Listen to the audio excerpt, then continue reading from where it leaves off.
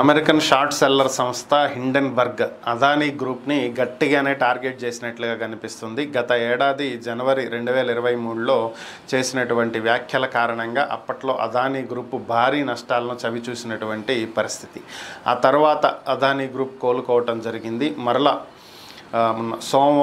శనివారం ట్విట్టర్ వేదికగా something big to India soon అని చెప్పి ఒక ట్వీట్ పెట్టారు. దాని తర్వాత అదానీ గ్రూప్లో షేర్ వాల్యూలు కృత్రిమంగా పెంచడం కోసం మారిషస్ నుంచి ఫండ్స్ ఇన్వెస్ట్మెంట్ జరిగిందని, వీటిల్లో సెబీ చైర్పర్సన్ మాధవి పూరి హస్తం ఉందని, ఆమెకు కూడా దాంట్లో వాటాలు ఉన్నాయని, ఆమె భర్తకు కూడా వాటాలు ఉన్నాయని చెప్పి హిండెన్బర్గ్ ఒక ప్రకటన అయితే చేయటం జరిగింది. దీనికి సంబంధించినటువంటి ఆధారాలు ఏవి బయట పెట్టనప్పటికీ కూడా దీని ఎఫెక్ట్ స్టాక్ మార్కెట్ మీద భారీగా ఉంటుందని చెప్పి శనివారమే అంచనాలు వేయటం జరిగింది. దానికి తగ్గట్టుగానే ఈరోజు సోమవారం ఉదయం మార్కెట్ స్టార్ట్ అయిన వెంటనే అదానీ గ్రూప్కి చెందినటువంటి షేర్లు ఒక్కసారిగా కుప్పకూలిపోయినటువంటి పరిస్థితి.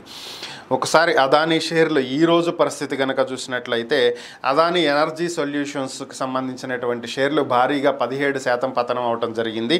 ఇక Adani total gas 13.39%, NDTV 11%, Adani power 10.94% చొప్పున నష్టాలు చవిచూశాయి. అలాగే ఇతర అదానీ గ్రూప్కి సంబంధించినవి Adani green energy 6.96%, Adani Wilmar 6.49% నష్టపోవటం జరిగింది. అదానీ ఎంటర్ప్రైజెస్ 5.43% పడిపోయింది.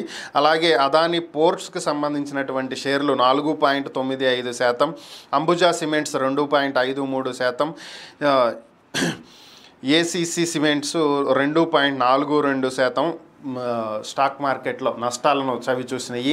ఇంకా మార్కెట్ కొనసాగుతూ ఉంది. సాయంత్రానికి ఇంకా భారీగా పతనం అయ్యేటువంటి అవకాశం ఉందని నిపుణులు అంచనా వేస్తున్నటువంటి పరిస్థితి.